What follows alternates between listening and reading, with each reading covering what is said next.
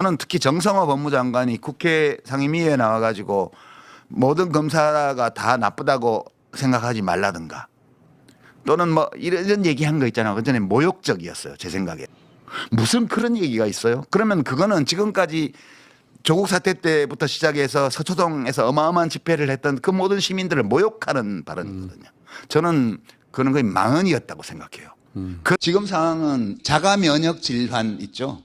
면역 세포가 밖에서 들어온 세균이나 바이러스를 공격해서 물리쳐야 되는데 자기 자신의 정상적인 세포를 공격하는 것이 한 1년간 거의 지속이 됐고 그 결과 지금 신진대사 이상이 나타난 그런 걸로 전 진단을 하죠. 첫 번째가 검찰개혁 지연 사태예요.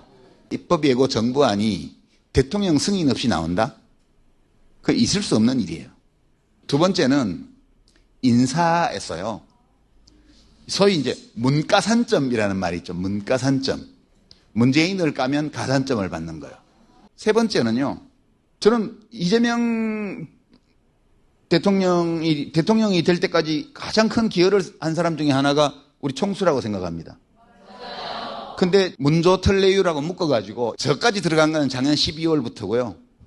본격적으로 공격이 시작된 건 3월부터였습니다. 이거고 네 번째는 지금 민주당에서 벌어지는 일을 보세요. 예전에 국힘당에서 나경원 출마하면 안 돼 이러면서 연판장 돌리고 했던 그거랑 거의 비슷하잖아요. 근데 문제는 대통령이 자신감이 지나쳤던 거 아닌가?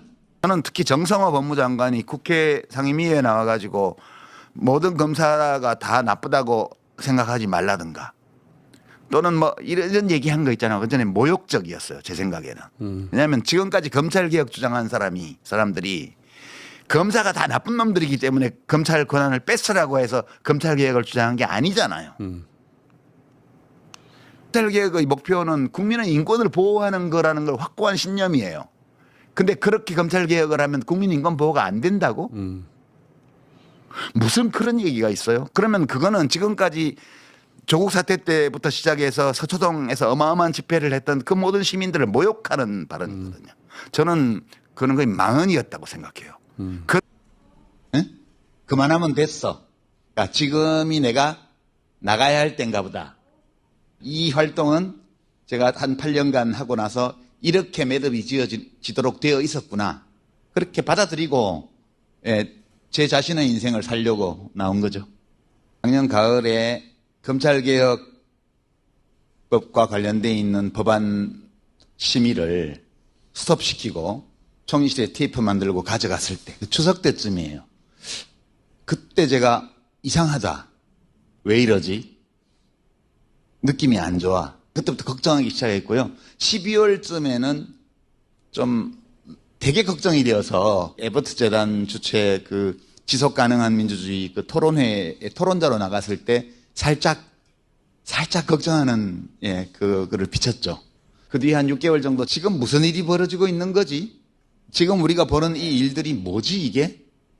그리고 이런 일이 왜 일어나는 거지? 그리고 이런 일들이 어떤 정치적 결과를 가지고 오게 될까? 이런 질문을 계속 가지고 살아오다가 한 2달쯤 전에 잠정적인 결론을 냈어요. 아, 이 일은 이런 일이고, 이 일은 이렇게 시작되었고, 그리고 이런 결과로 귀착될 것이다. 근데 이제 말을 안 하고 한 달에 한 번 정도 나와서 빙빙 돌려서 이렇게 몇 번 얘기를 하고 이제 핵심을 얘기를 안 하고 저도 지내왔어요. 총수가 그거 안 하면 안 돼라고 얘기했을 때 그 생각을 해봤죠. 그 지난 한 2달 전부터 이런 문제를 상의할 수 있는 분들한테 좀 여쭤봤어요. 나는 지금 상황을 이렇게 보고 누군가는 이런 일을 해야 될 것 같다고 나는 생각을 하는데 할까요 말까요 이렇게 물었더니 거의 다가 하지 말라고 그러더라고요. 당신만 다쳐. 그래서 그럼 망하면 어떻게 했더니 딱 한 분만 선생님이 힘드시더라도 나라를 위해서 말씀해 주세요. 라고 말한 분은 딱 한 분 있었어요.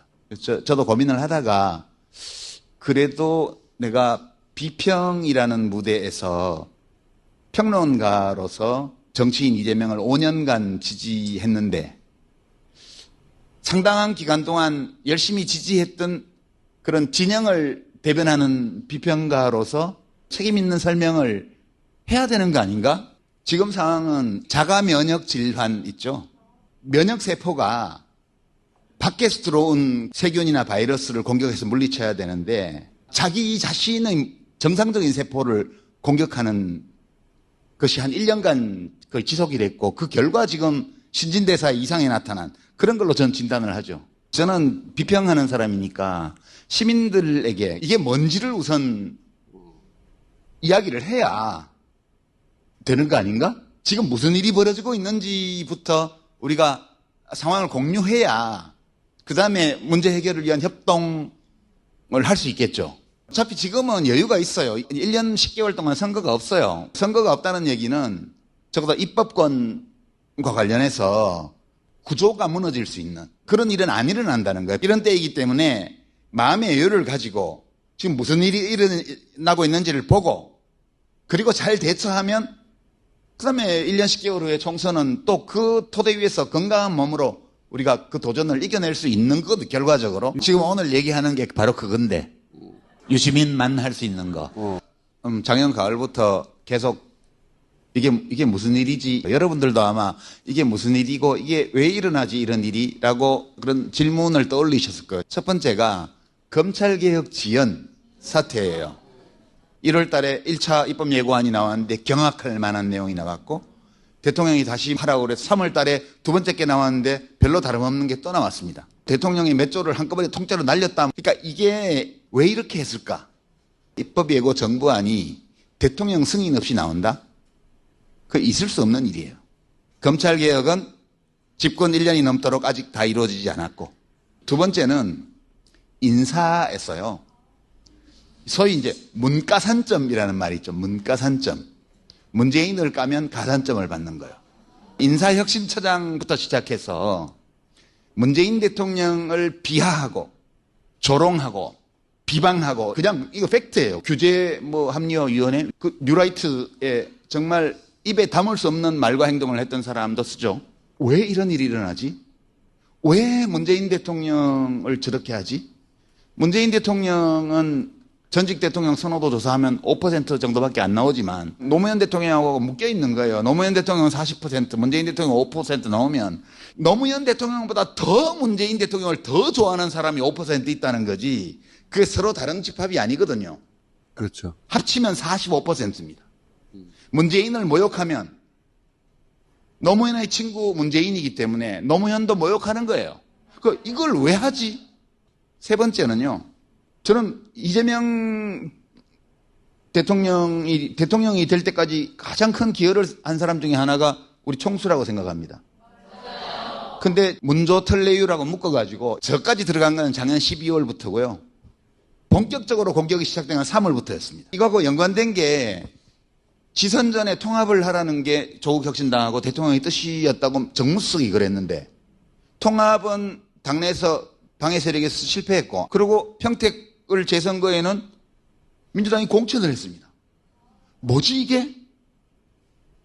그러면 그 전에 통합하라 했던 건 뭐며 통합을 하기 위해서는 거기를 단일화를 해야 되는데 김용남 씨를 공천을 해서 그렇게 조국을 죽인 거는 뭐지? 이 두 가지를 어떻게 조화시킬 수가 있지? 이런 의문 드셨죠? 네 번째는 지금 민주당에서 벌어지는 일을 보세요. 예전에 국힘당에서 나경원 출마하면 안 돼 이러면서 연판장 돌리고 했던 그거랑 거의 비슷하잖아요. 안철수를 향해서 아무 짓도 안 하면 아무 일도 안 생긴다 이렇게 협박하던 그거랑 무슨 차이가 있죠? 이것은 민주적인 행동이 아니거든요. 제가 지난 한 1년 동안 이게 뭐지? 이걸 어떻게 해석해야 되지? 이것이 어떤 결과를 가지고 오게 될까? 이런 것들을 고민하게 만들었던 일들이에요. 그리고 무조건 대통령을 찬양하면서 이 문조특례유 대통령에 대해서 요만한 이야기라도 싫은 소리를 하거나 이런 사람들을 무차별 공격하는 이 양상이 온오프라인을 통틀어서 진행이 됐습니다. 이 정치 비평의 영역에 철거 전문 비평가를 투입했어요. 입만 열면 문조특례유 공격을 한 이게 철거 전문이에요. 그들만의 힘으로 다 이걸 철거하기에는 너무 버거우니까 용력을 썼어요. 저는 이거를 용력평론가라고 그러는데요. 예. 요것도 재래언론의 유튜브 이 정치비평 채널부터 시작해서 숫자도 엄청 많아요. 썸네일 딱 열어보면 10개 중에 9개가 조국 유시민 김어준 비방하는 내용입니다. 여기 다 용역 평론가들. 너무 자금량이 많기 때문에 그 중에는 촉법 평론가들이 또 있어요. 이 촉법 평론가는 평론가라고 뭘 하는데 평론가에게 우리가 물어야 될 지적 책임성을 적용하기 어려운 수준의 평론가들이에요. 그거를 작년 12월 이후 6개월 동안 어마어마하게 했습니다. 그 결과가 어떻게 됐냐? 이제 총선에 이걸 코어 지지층이라 그러는데 이게 정상세포들이에요. 이 민주개혁 진영에. 정상세포들을 이들이 공격한 거예요. 이게 자가면역 질환입니다. 그러니까 이재명 대통령의 지지율이 떨어진 거는 최근에 보면 흥미로운 현상인데 민주당 지지율은 덜 떨어지거나 또는 심지어 약하게 상승하는 반면 대통령의 국정수행 지지율은 팍 떨어지고 있습니다. 이건 어떤 의미냐 하면 민주당을 지켜야 돼. 대통령을 막 비난하려고 하는 게 아니라 그게 안 풀려가지고 몇 달 동안 생각해 봤어요. 저는 말과 글을 다루는 사람이니까 대통령의 언어를 봐요. 우리 이재명 대통령이 자주 쓰시는 어휘 중에 모두의 대통령 있습니다. 그죠? 그 다음에 포용, 통합. 이게 되게 중요한 거예요. 대통령이 이 단어들을 거듭 기회에 있을 때마다 씁니다. 대통령은 정파의 지도자로서 선거에 출마해서 대통령이 되는 순간 국가 원수, 국군 통수권자, 국가의 대표, 국민주권의 상징, 모두의 대통령이 되는 게 바람직하죠. 그러니까 정파의 대표로서 대통령이 되었지만 품을 열고 나라의 발전과 국민의 복리를 위해서 기여할 수 있는 사람들은 정파를 가리지 않고 받아들여서 쓰는 게 맞죠. 그렇게 해야지만 대통령의 지지도도 신임도도 국민들도 대통령을 더 신임하게 되고 대통령이 몸담고 있는 여당이라는 이 정파에 대한 국민들의 신임도 올라갈 거 아니에요. 이것은 되게 좋은 거예요. 이거는 아무 문제가 없어요. 굉장히 훌륭한 거예요.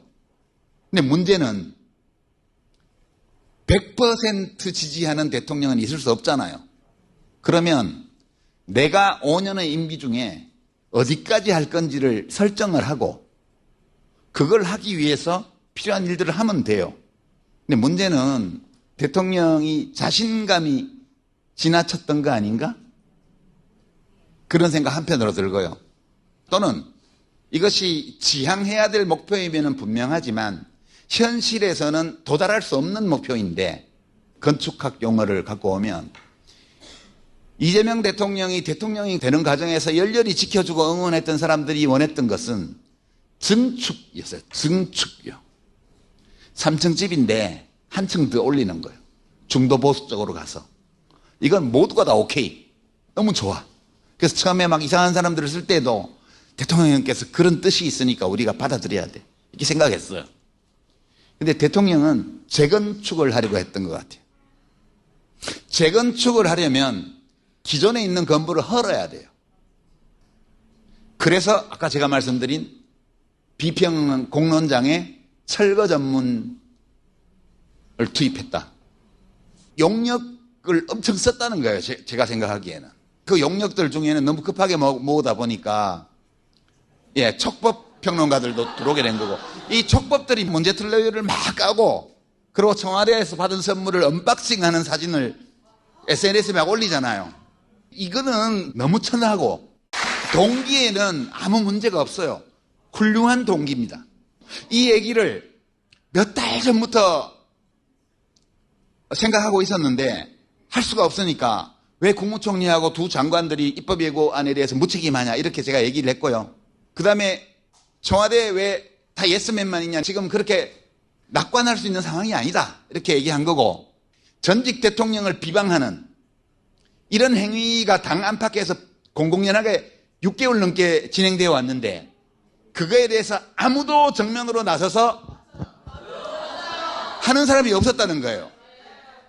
민주당의 문화적인 전통을 보면 납득이 안 되는 거예요. 그래서 저는 민주당이 위험하다고 봤고 그래서 민주당에 대해서도 계속 상태가 안 좋다라는 식으로 비평을 한 건데, 제가 한 그 모든 비평에 돌아온 답은 이 철거 전문 비평가와 용역 비평가와 이 촉법 비평가들의 일방적인 비방, 그것뿐이었어요.